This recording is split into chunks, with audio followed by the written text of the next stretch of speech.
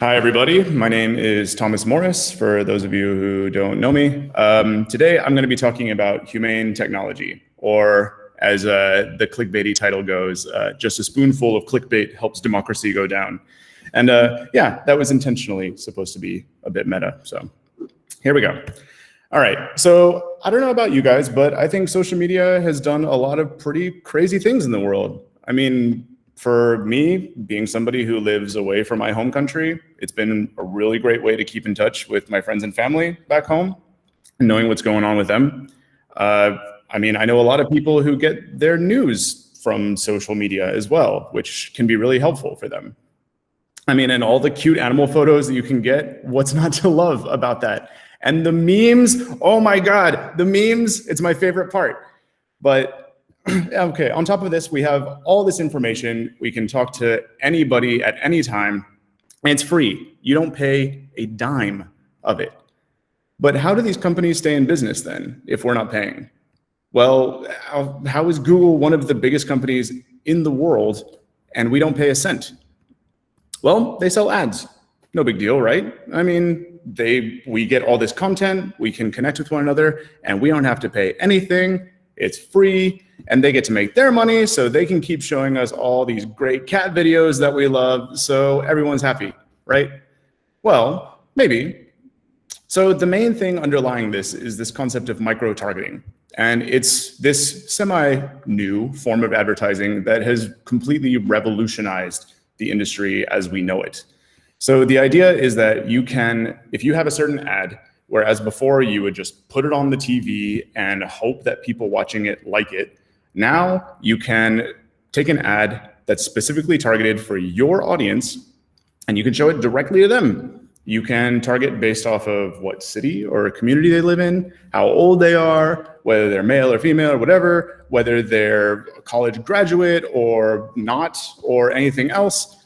You can target based on the interests. There's so many different things that you can target this on. And as a result, it keeps you from potentially trying to market tampons to your alcoholic father-in-law, who is definitely not going to buy tampons.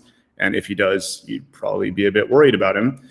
But instead, you can go and sell him this newest truck that he would definitely love, or this brand new wife beater t-shirt that he'll surely wear all the time and get grease stains all over, just like his previous ones. And so how is all this possible though? Like, how do we know what people's interests are so that we know which ads to send them, to show to them? Well, data, a lot of it, lots and lots of data. Well, we need to know what people like, right? So we need to know what grabs their attention, what kind of ads have they responded to in the past. For instance, whenever they're scrolling on a page, how long do they stay on certain things? So it's kind of like an approximation of what actually catches their attention. And so on top of that, once we kind of know what they like, we show them the ads, and that's when we get our money. That's when Coca-Cola over there pays us for shooting these ads at the person's eyeballs. And if they go buy Coca-Cola, then Coca-Cola gets paid and we get paid, and that's great. And so as a result, we need to figure out more what people like so we can charge higher prices for better ads so that Coca-Cola can sell more Coca-Cola and give people more diabetes. And in the end, it's all great. This is all based off of whether or not we can get people to stay on our site. So they both require your attention at the end of the day. So on the left side here, if we have more of your attention, we can figure out better what you like, and we can give you more effective ads that'll get you to buy stuff. And as a result, if we have more of your attention, we can show you more of those ads. And as a result, we make more money from Coca-Cola over there because we charge by the number of ads that we've shown you. So in the end, it's all based off of attention. And I hear you saying, all right, whatever, man, what's the big deal? Well, have you ever turned on your phone because you were going to send an email, and next thing you knew, you were like answering messages, and like 10 minutes has gone by, and you were like, you haven't sent the email yet? Or yeah, me too. Or have you ever, gotten on Facebook to sign up for this event that's happening this afternoon and find out where it is. And then 30 minutes later, you're scrolling through your news feed and you completely forgot what you came there for. Yeah, me too. And so this is all based off of this idea of more attention equals more effective ads, and more attention means more ads shown, which means more money for companies like Facebook, for instance. I'm gonna just say Facebook as syntactic sugar for these companies. It's not just them. Google is an example, Reddit is another example, but we'll get more to that after a bit. So ultimately, at the end of the day, as long as you stay engaged, as long as you're clicking stuff on Facebook's site, Facebook is making money. So as a result, a lot of these companies in Silicon Valley, they count time spent as like their main KPI, their main key performance indicator, because the more time you're spending on the site, it means ultimately the more ads they can show, the more money they make. I've said all this before. And so for them, time spent is king. So as a result, if you think about, when you're on Facebook, for instance, and you see this red badge that shows up, how do you think they chose that color? Do you think they just randomly were like, red's a nice color? There's actually teams of people that have gone through to look at the psychology of different colors and to choose the exact right one to get you to click on there. Or let's say if you're on your phone, you're all caught up on Twitter, so you pull down to refresh and the spinner comes up. No, not that spinner. Well, not really that spinner either, but that one's nice. We'll keep it. The spinner shows up at the top and you're left there, waiting for a bit. And you're waiting and you're waiting and your anticipation is building. You want to see what the next thing is. And then finally it shows up. Okay, cool. You read some more, you pull the thing again, the spinner shows up, and then it's really quick. That's actually also by design. Oftentimes, a lot of companies will put in a random delay when it comes to things like loading for new information, because it's based on a similar psychological mechanism like slot machines. There's an intermittent reward that's unpredictable, and it keeps you engaged and wanting to stay more. And so, also this thing, your newsfeed, or this thing, the trending topics on Twitter, or this thing on YouTube, the recommended videos, or this thing on Reddit, your feed, or even this thing on Google that kind of tells you the things that, based off of what other people have searched. All of these are yet another mechanism to get you to spend more time.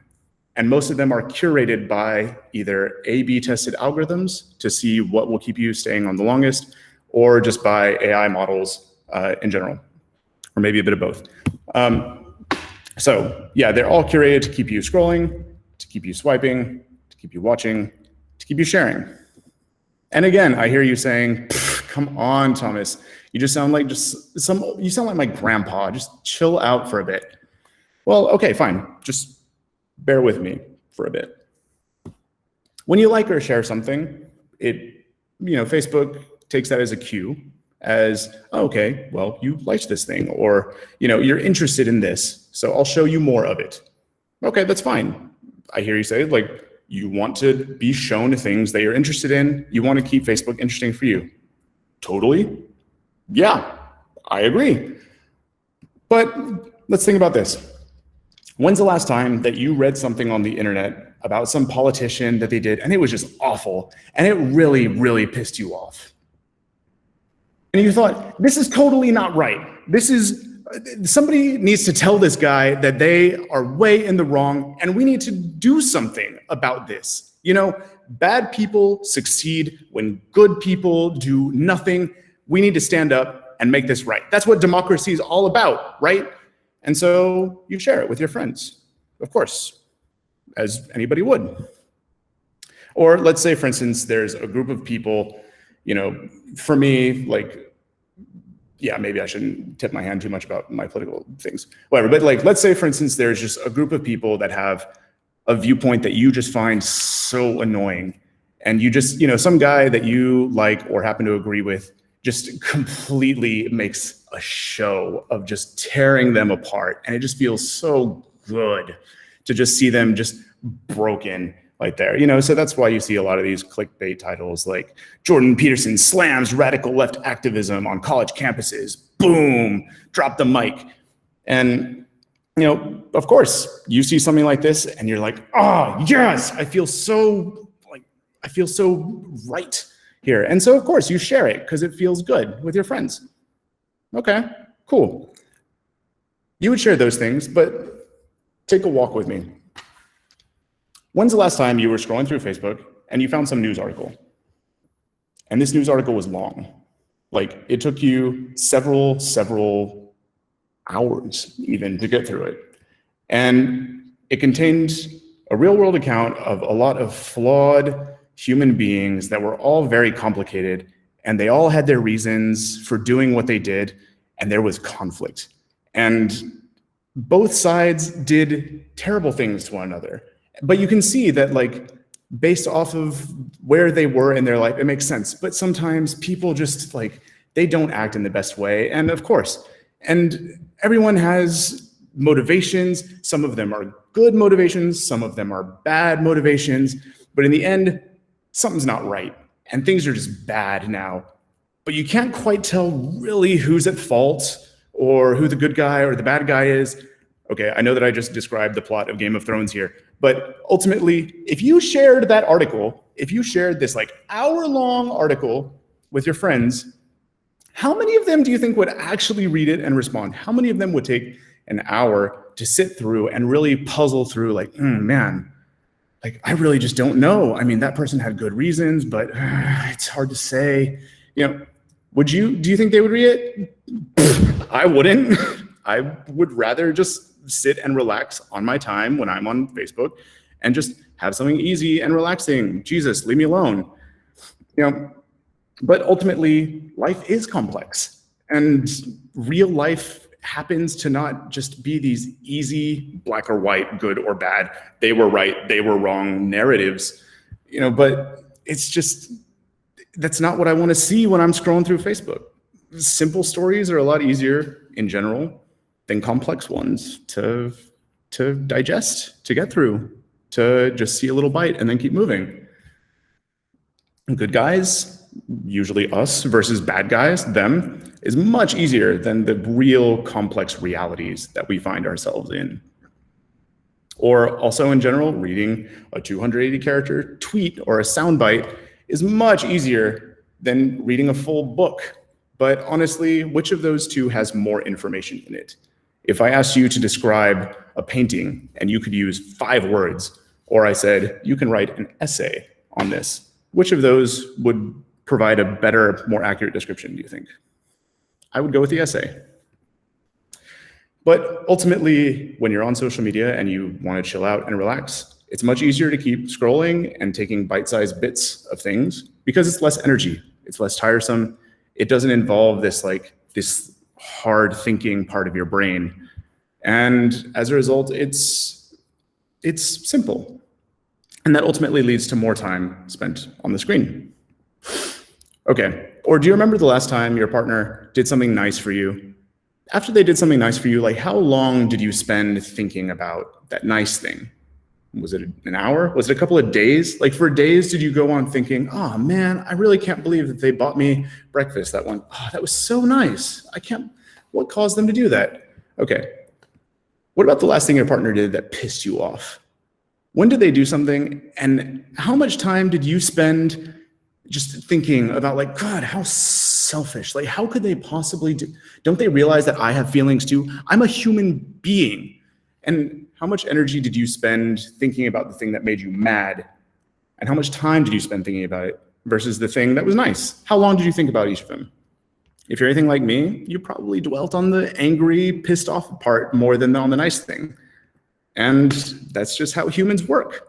For some reason, our brains are just wired in general where anger and outrage, they're a lot more sticky than positive, happy things somehow. We tend to think about them more, and we tend to talk about them more, and that leads to us spending more time on the screen looking at them and sharing them and engaging with them. You know, or you think about the last time that you wrote a nice email to your friend, right? How much time did you spend like really going into all the details of like how you're going to make this just like the best email for them possible. Versus there was that one asshole who said just something stupid with their stupid mouth on the internet, and you spent like 2 hours crafting the perfect argument just to like just really give it to them. Yeah, me too. I would spend way more time trying to put this asshole in their place than I would writing a nice email telling my friend I thought about them yesterday. You know, it's funny, but there was a study that was done, and they showed that each word of moral outrage that was added to a tweet increases the rate of retweets by 17%. Each word in the tweet.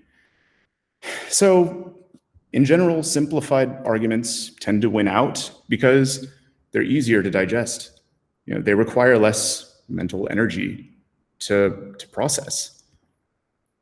You could, okay, think about it this way. If you have just an hour worth of time, you could read several, let's just say 40, it's probably more like 100, 200 inaccurate, but like just cut down tweets that maybe say something that isn't really quite true. Or you could like read a complex, like in-depth article of the facts. You have these 40 lies and half-truths, and you have this one that's like maybe a better approximation of the truth. Not 100% true, but whatever.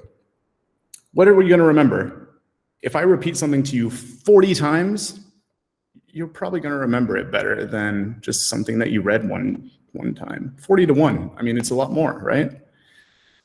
Is Joseph Goebbels, the Nazi minister of propaganda, well, it feels weird quoting that guy, but as he once said, a lie told once remains a lie, but a lie told 1,000 times becomes the truth. I mean, the guy was pretty messed up, right? But I mean, I think probably on this one, he was pretty right. And I mean, he was pretty good at making propaganda, I would say. Otherwise, that wouldn't have happened back in Germany. Just saying. Also, okay, so it shows that fake news tends to spread about 6 times faster than real news. And that's usually because fake news is easier to make more emotional, more evocative, and just, you know, it's more engaging. And real life is just a bit boring, honestly. And also, on top of this, last year when COVID was like really starting, there were 4 times more views generated by the top 10 misinformation sites than by the top 10 leading health institution sites, like the CDC or the WHO. It's funny even saying this because I've heard people like criticize the WHO, and it does also make me wonder, like, okay, how much of that is legitimate? How much of that is based off of fake news? But I don't know. Anyway, but still, the 4 times more views were generated by actual misinformation sites that were proven to be false. Also, it's been shown too that whenever fake news or lies spread on the internet, they tend to spread way further than the corrections. Like when the truth finally comes out, like, oh, that wasn't actually true, and people spread the truth, let's say the antidote to it, people tend not to spread it as often, and so the lie still ends up lingering around out there on the fringes.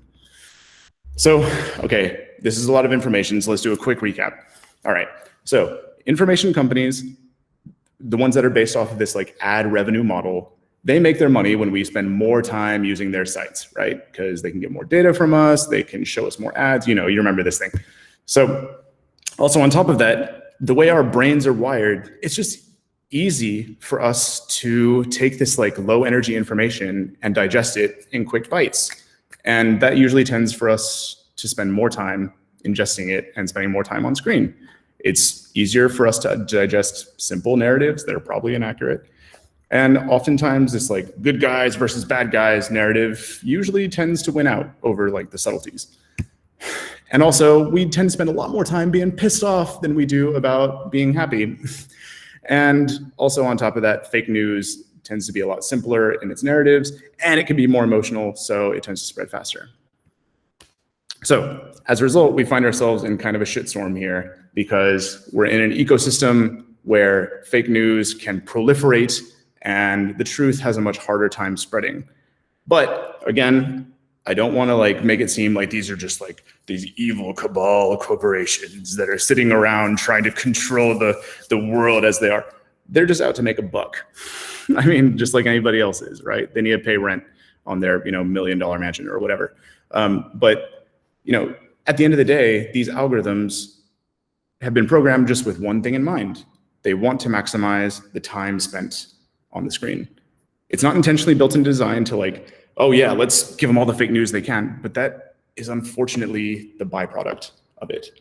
You know, it's kind of in a way that like, you know, you think of these old stories of like, you know, oh, we programmed AI to completely stop the suffering of humanity. And in this future, we built this completely omniscient robot that could take away everything. And it decided though that the best way to get humanity to stop suffering is to wipe it out. Because if everybody's dead, they can't hurt anymore. So hey, and it was just like, no, that's not what we meant. That's not what we wanted. But it was like this weird externality, but you're still maximizing the thing that it's sent out to maximize. And that's kind of what's happening here. But so the main thing to remember is that if you're using a service and the service is free, you aren't the customer, you're the product. But things get a little bit more complicated because into the garden, a spider did come. And also, so I don't lose your attention, here's like a quick meme about spiders. I thought it was funny. All right, haha. Okay, so anyway, you know this guy, right? Donald Trump. Yeah, cool. You probably know this guy too, Pope Francis. Cool.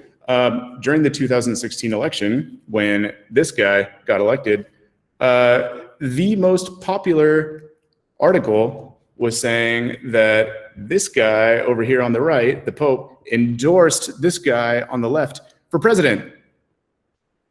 That story was completely false. That never happened. The Pope never endorsed Donald Trump as president, but it was still spread, and it was the most popular article of the election. In fact, 3 times as many Americans read and shared it on their social media accounts than they did the top performing article, say, from the New York Times. It's pretty messed up. And also, the thing that kind of happened here politically is that, you know, the Christian voting bloc is a pretty big bloc in the US. It got a lot of them to subtly start to see Donald Trump as being their guy, you know, because if the Pope endorses him, then I mean, he's like, you know, it's the Pope. You got to listen to that guy. So that brings us to this concept of astroturfing. So astroturfing is where you make a message appear like it has popular support, like grassroots support, even though it doesn't. And so it kind of gets its idea from, you know, you take these social movements where you have a bunch of people and they're like, hey, things are really messed up. We should fix our government. Yeah, people power, blah, blah, whatever. And they band together and they do protests and whatever. And they start a grassroots movement. That's opposed to what can be done now, where you can have a small group of people, like say a corporation with enough money, kind of create this fake view that there are a lot of people doing this thing, but it's really not. And it comes from this idea of AstroTurf was this like artificial grass that was made for, I think it was for baseball. I might be wrong on that one. It's made for like baseball fields and other sports fields, you know, because you don't have to cut it, but it's fake, right? And so instead of having real grass, you have fake grass because astroturfing. So yeah, that brings me to this idea that, okay, yeah, some of the articles you read, they might not have truths in them. They may be factually inaccurate, okay? But sometimes even the people who have written them aren't who you think they are. Sometimes the people who have written them may not have the best intentions at heart, really. So let's take this one, this example. So this was an image that was shared 640,390 times around the election in 2016, back when our man Donald J. Trump was elected. I think that was his middle name. I don't know. Anyway, so this meme came out, you know, like and share if you think that our veterans must get benefits before refugees.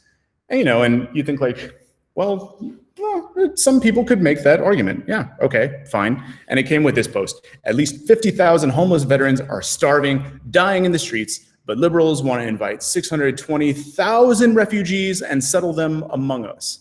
We have to take care of our own citizens, and it must be the primary goal for our politicians. And I'm sure a lot of people would probably think like, well, you know, yeah, maybe I could probably agree with that. We should take care of our own or whatever. Thing is, though, it starts to feel a little bit creepy when you realize this wasn't posted by an American.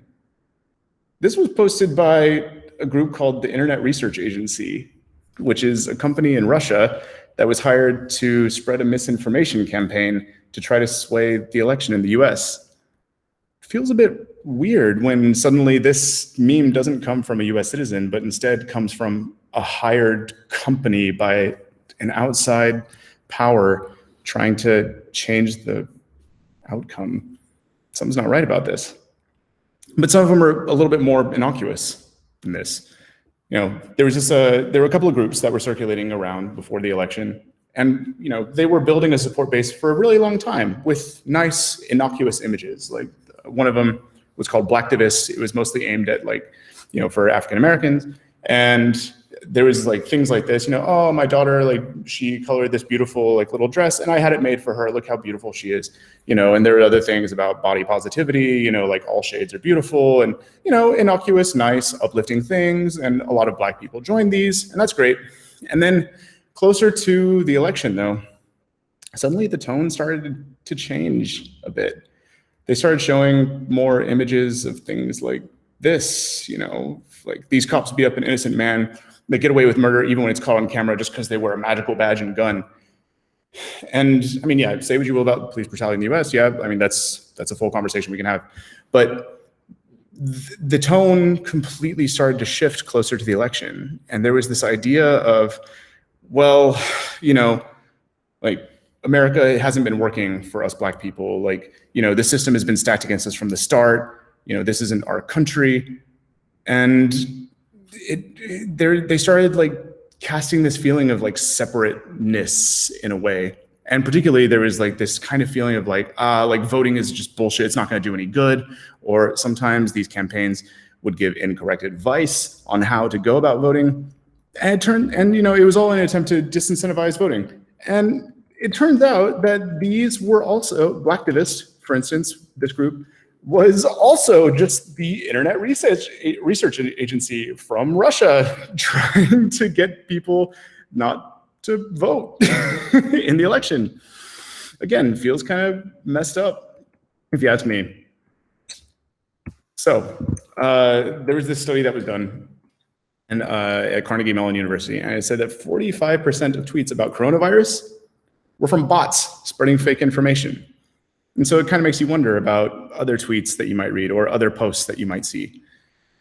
It's one thing if normal people in your country are sharing them, they have certain ideas, maybe you agree with them, maybe you disagree with them, whatever. But again, it feels just something's not right if these ideas are coming from foreign agencies trying to sway the outcomes of elections somehow.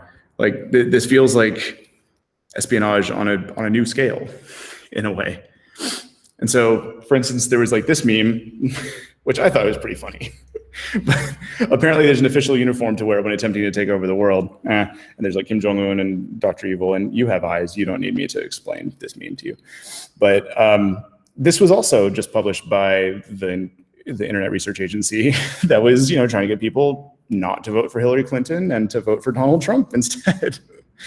So every time you see a meme on the internet, just remember that all your memes belong to this guy. So let's talk about the Do So movement that happened in Trinidad and Tobago. So you've probably heard of these people, Cambridge Analytica. It was a group of people that was hired to help with a political campaign. You also probably know them for other stuff, but we'll talk about that in a bit. So Cambridge Analytica was hired by this one political party in Trinidad and Tobago to help them win the election. And so they came out with this idea, this slogan, if you want to see a change, do so. You should pick yourself up by the bootstraps. You should be the change in the government that you want to, or in your nation. The government's just, not very reliable. You should do it yourself. It was this message of activism. And maybe you would think, okay, yeah, they would do this to try to get people on their side to yeah, let's go vote. Nah, They did targeting the people's competitors. So pretty much these people hired Cambridge Analytica, and so Cambridge Analytica made this whole movement and targeted at the opposition. And it sounds nice, right? It sounds good on the surface. If you want to see change, do so. You should be the one to do it yourself. and they started this thing, like they hired some kids to go and like stencil these like graffiti on there. And especially if they wanted to get them to like post videos of doing it. And, if like the cops started chasing them, definitely like post and share and whatever. And so this thing started to become a movement, and it really took off somehow. And, there were like some rallies that were done and all of this. And the main message behind all of it, though, was still, if you want to see a change, you should do so. Like, don't trust the government. Like, voting isn't going to do anything. You need to be the change. And that sounds so nice, right? It sounds like, oh yeah, activism, baby, whatever. But in the end, because of this campaign, the voter turnout difference was 40%. So this entire campaign was there first seeded by this company to turn into this like movement. And 40% of the people in the opposition, 40% less turned out to vote than the other. And so that was in their target audience. So as a result, the election swung by 6%, and the people who hired Cambridge Analytica won. And so Cambridge Analytica was also in charge of, well, not in charge, but they were also hired to help with the Trump campaign in the US in 2016. And they were also hired for the Brexit campaign in the UK in 2016. And yeah, just food for thought. So it makes you think, like, next time you're on the internet, and if you see some like screaming asshole who's just saying something, and you think like, oh my God, how could you possibly think this? What is wrong with you? Take a minute and think, this person might not actually be a real person. This might actually be a bot or somebody who's actually been seeded there purposefully to try to make you think or feel a certain way or get you outraged or mad. This is a classic move in this playbook. So the funny thing is, well, the sad thing really, is that in this whole climate of misinformation, on one side, a politician can lie and they can repeat it a lot. Remember how I said if you have like 40 false tweets hammered at you versus reading one article, you'll probably remember the 40 things. So a lie repeated 1,000 times becomes the truth here. But also, the funny part is that if a politician does something bad and it's reported on, they can just claim it's fake news, because we're in this climate of, it's just so hard to know what's true or false anymore. And that's really messed up. Actually, even on Facebook, they showed that in 2020, 5 million pieces of disinformation were slipping through daily. And less than 5% of the hate speech that was on there was actually being deleted. So I know what you're probably thinking here. I've got the solution. Just anonymize the usage data and this whole thing will go away. Just chill out. We got this. Well, actually, it doesn't solve the problem, unfortunately. Anonymizing the data doesn't actually do anything at all. Okay, let's take this example, for instance. Let's say, on Facebook, for instance, you have this ad that you targeted at 45-year-old males who like hiking, who live in Brno, who also liked the Pirate Party's Facebook page. And this ad that you showed got a 12% conversion rate. So like 12% of the people who saw this ad went through and like clicked in and signed up on your website, or did a certain thing that you wanted them to do. 12% is a lot, but this is just an example. So you found this and you said, okay, 12% of the time it'll work on this guy. So with Facebook and all these other advertising models, you can do the same thing. You can say, hey, find me other 45-year-old males who like hiking, who live in Brno, who did this, and show them this same ad. And so as a result, you'll probably also have about a 12% conversion rate. And this guy is a sucker because he starts to believe this thing, even though you don't know who he is at all. So as a result, these lookalike models can sway people's opinions, even if you don't know who they are. Doesn't matter. Also, another thing is that if you have enough data points, even if it's de-anonymized, like there's no name or anything, you can still usually figure out who they are. Like, okay, how many Americans live in Prague? I don't know. I have no idea, actually. I mean, I didn't research this. I'm guessing, I don't know, 10,000? Is that way too big? Let's just say, whatever, it's that number. All right, so how many Americans live in Prague that are male? Probably half of that. How many of those Americans living in Prague are male, are divorced. Much, much smaller, right? How many divorced male American programmers are there in Prague that actually do JavaScript? That's even, you're like slicing it down even further, right? How many of them are male American divorced programmers who do JavaScript, who also like Ruby? There's probably only like 3 of them. And how many of them are from Texas? If you put all these together, you pretty much just get me. That's it. And so as a result, the more of these different like demographics or whatever you put on someone, you can still de-anonymize the data. There was a study that was done that showed with an algorithm that a researcher made, that if you put in 3 things, like somebody's gender, their date of birth, and zip code, their algorithm was able to match properly 54% of the time.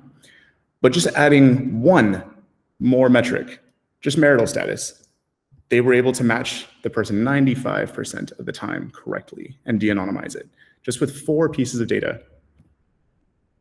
So there was also this other study that was done at Imperial College, and looking at credit card metadata, they found just 4 pieces of information were enough to re-identify people 90% of the time, just 4. So I went on Facebook's thing and they said, oh yeah, you can choose your audience based on gender and age and education and job title. We keep track of all. Facebook will never share personally identifiable information about them though.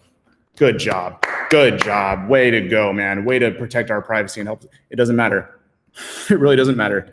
So anonymized data can easily be de-anonymized if you have enough pieces. Also, on top of that, lookalike models make it irrelevant. You can just take an ad that worked for one group of people and find several people in that group as well and send it to them too. So pretty much what we're sitting at is that if I told you, if you pay me enough money, I could nudge the opinion of the world by just a fraction. Like, it doesn't matter like where they are, it doesn't matter what country they are. I could change a country's policy to better favor mine or something like that. I could sow disinformation about me. If I'm like an unpopular guy who did something bad, I could theoretically like erase my past in a sea of half-truths and falsities that people wouldn't be able to know what's actually true or not. That's the situation we find ourselves in right now.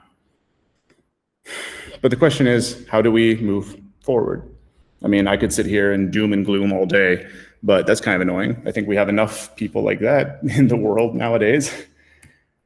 Well, if you ask me, it seems like some of the two main problems, there are probably others, but are the fact that these platforms are very addictive. They're designed to be addictive, to reel us in, and also that they can be used by bad actors to hyper-target certain pieces of false information to change people's minds. And so with addictiveness, I would say one way that companies like this could overcome this is, for one, removing this intermittent reward. Remember how I said with the spinner, how sometimes it'll take a long time, sometimes not? They could definitely remove that by design. They could probably try not to use such evocative colors as well. That would help. I mean, also another idea is that it seems to me that usually you get notifications regardless of whether or not they're important. And I mean, yeah, you ask like, well, how do you determine what's an important notification or not? Programmatically, I have no idea, but you could just ask your users, right? Like, I think we can provide perhaps hierarchies of notifications and you let the users decide. This is important, this is less important. I don't care about this or whatever. And as a result, you can turn off certain levels, even based on certain times of day or whatever. I think this could be really helpful. Or especially on the notifications where if you haven't marked them as being as important, they just go behind a wall. You can still go and see your notifications, but it'll be in a link. There won't be any like badges or indicators so that the user can check them on their time. They have the ability to choose when they want to see it or not. Another thing that I've heard before that can be useful is to sort of batch these notifications in a sense where you don't get the notifications when they come, but any notification that you get is silent, and then maybe once an hour or whenever you want, like once or twice a day, through whatever, then you get your update. You know, it's just like, okay, these things happened in the past hour. But until that happens, it's not just enough to not have, sound notifications, also not to have any visual reminders or anything like that. Because I can't tell you the number of times. I keep my shit on silent most of the time. The number of times I've just gone on my phone to answer a message, and then I'm like, oh, look at this. I have all of these things waiting for me. Oh, what was I doing? Oh, man. If you could just take those away and not even show anything for an hour, that would be great. That'd be really great. So another thing is that there's this concept of, showing the message previews when you get things. And true story, this actually happened to me and my partner a couple of days ago. I got a message from her. Like, I just opened my phone, I was working, and I just saw this, haha, as I was getting off the tram, I saw this guy in his 70s smack his wife. I was like, Jesus, Anna, what is wrong with you? Like, how is that funny? And so like, I was like, not right now. I need to go back to work. And I went, going back to programming or whatever. And I just kept thinking like, what the fuck? Like, she saw somebody slap his wife and she thinks it's what? And then I go and I finally open it and she says this: I saw some guy in his 70s smack his wife on the ass. It was awesome.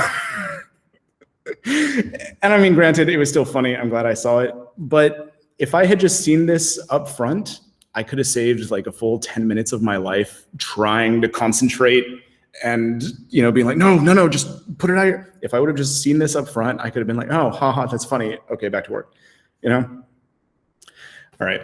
So this next part's getting a little bit more theoretical, but I think that a lot of people spend time on social media when they don't have any other outlet, right? They get home, they're bored, or if they're lonely, what's the first thing? Yeah, sure, go online. It's a nice way to have a little bit of fun.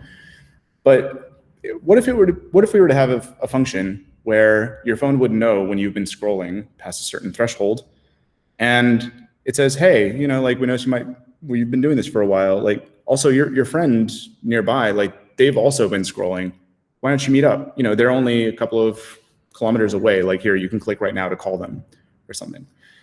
I mean, it doesn't have to be worked out exactly in this way, but I think having more ways to foster in-person communication it's generally a good thing, and it helps stop this feeling of isolation that a lot of people have had.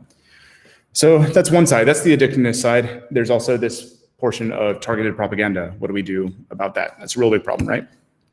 Well, for one, what if Facebook or these other Google what if they were to just turn off micro-targeted political ads for a month leading up to an election? Yeah, I'm understanding, like, yeah, it'd be really hard to do that entirely. Like, just turn off micro-targeting. You can still show political ads like the original way, but I think honestly, it's the fact that you can zoom in on an exact person and know what they might want or not that really is just like so poisonous.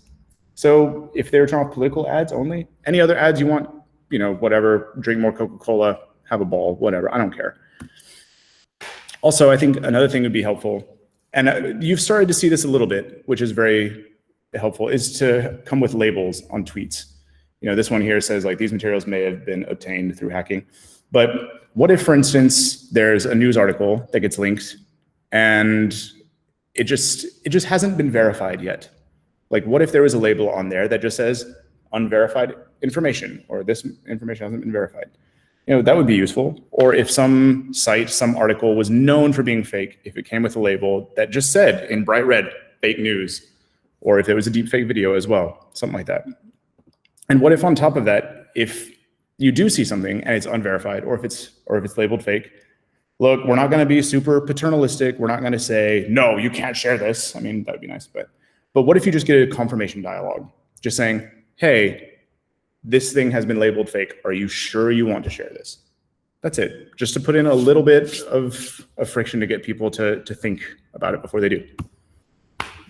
So there was that other part I talked about, how sometimes fake news gets spread out, and then you have the answer, or the correcting piece that's like, hey, that was actually fake, that comes out, but that doesn't spread nearly as far. And that's a really big problem. But I think companies like Facebook and Twitter, whatever, are in a perfect position to be able to combat this. So what happens if Like you get shown a piece of fake news in your news feed, and at the time nobody knows it's fake. And then afterwards it becomes verified that, okay, yeah, it is actually fake and it was shown to you. What if they just show 3 separate articles mixed into your feed that show the rebuttal to it, showing that it was actually false? I think that could go a long way. And at the very least, it would help improve this ecosystem of like, you don't know it's true or not. And you can't rely on people to share it with you, all of that. Also too, if something's liked or shared more than a certain amount, like why doesn't it, we could just have it be automatically flagged, and then somebody who works at, say, Facebook or whatever would have to verify it to see like, okay, yeah, sure, maybe not do full fact checking, but just to check like, well, does this have any like super inflammatory shit on there? Or, is there hate speech or whatever? And they can at least put a tag on there. I think that would also go a really long way. But ultimately, the thing that's the problem with all of this is that every single one of these mechanisms is in place because they're really profitable for companies like Google or for Twitter. And ultimately, it's this ad selling model that has really perverse incentives. Because again, as long as you're selling ads, you need people to pay attention. And that's how you make your money. And attention thrives when people are just in their worst state, honestly.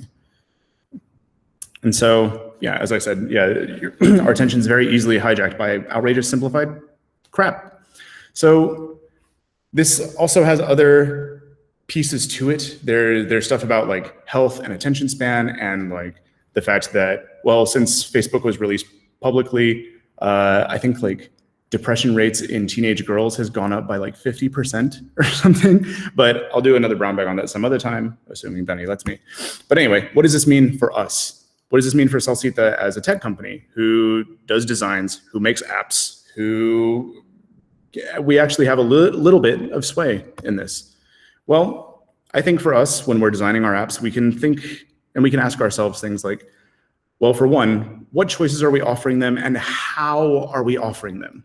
The thing I really think about is, since GDPR, whenever you go on a site, it asks you like, oh, hey, we have cookies. Are you okay with this? And there will be like a big ass button that says like, yeah, accept all the cookies. And you look around and you don't see any button that says decline. You just see something like customize. And you're like, oh, okay. And you click through customize, and then there's like 50 different, what are they, like little toggles on there. And you have to click each one off, off, off, off. And next to it, it's still just, it has the whole like, yeah, accept all of them button. So they make it really easy to accept everything and really hard to say no to them. What if we were to just put it on equal playing field? Yes, I realize it's not very good business. We make our money based off of this stuff. We might have to take a hit, but is this the right thing to do? I think we should be asking ourselves that. Also, another thing we can be asking ourselves is, well, are we vying for the user's attention in a way that benefits us or a way that's benefiting them? I think when we make these decisions, all we need to do is just like ask ourselves and then like see how we can move forward in the best way, right?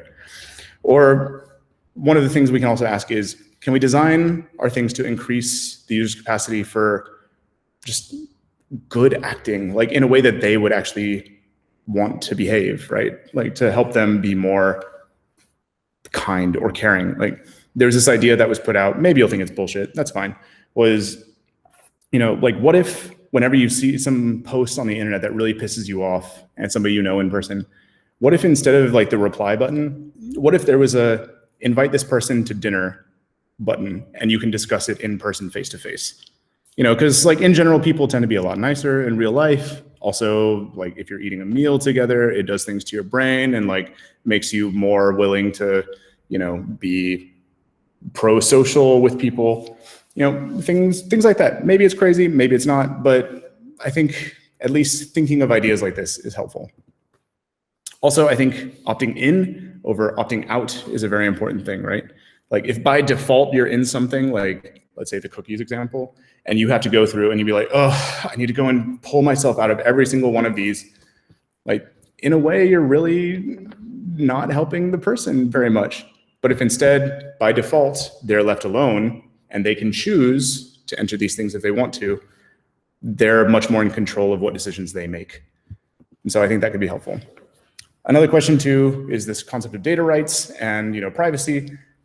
I don't have a lot of answers here.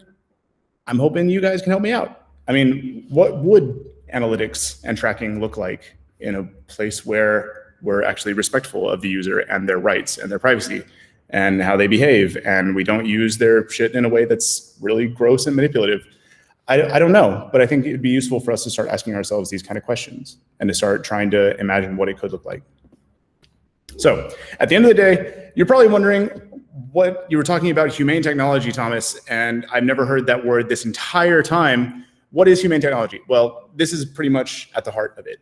Humane technology is about making stuff that helps people be at their best, in a sense, like making technology that's flexible and helps keep like the user's well-being in mind. There are ones that well, you just ask the user, like, what do they want? And you help them accomplish it, even if it's not necessarily like in the moment, like, oh yes, I want more posts. Oh yes, so delicious. I think this kind of thing is at the heart of it, like helping the user be better on their terms, really, not just more connected or whatever. Do we help them make better decisions? Do we help them be more reasonable? Do we help them be more understanding, empathic? These kind of things. And I think this is ultimately what's missing in the technology ecosystem of today, because at the end of the day, it feels like we're mostly just concerned with what can give us the highest throughput, really. And so, yeah, this is ultimately just a big old introduction to try to get us to just start a conversation. I want to know what you guys think, what you think Salsita could do in this, if you think it's even worth it. I personally think if we could make this a selling point for Salsita, that hey, we build apps that really benefit people and help them be their best selves, as shitty as that sounds. But yeah, so anyway, come talk to me if you have more ideas. I really want to hear them. I want to talk about this. There's more to this whole thing in terms of the health side effects of lack of attention and attention economy, but maybe some other day. Yeah, thanks a lot. This is the website. This is a really good website that has a lot of different resources for how to design things to be more humane. Oh my God, I closed it. That's so embarrassing. Yeah, so in here they talk about different design practices for making them better. Make sure it's useful to show these kind of things, you're all caught up, to give somebody a reminder, okay, yeah, you don't need to keep using this right now. Stuff like that. It's really great. Also, these were the people that first got me on this whole thing, the Center for Humane Technology. They have a lot of really great resources. In fact, a lot of the figures in this thing were things I just copy and pasted from their website. Full disclosure. They also have a really great podcast that I've been listening to called Your Undivided Attention. And yeah, so I'd like to know what you think about it. That's it.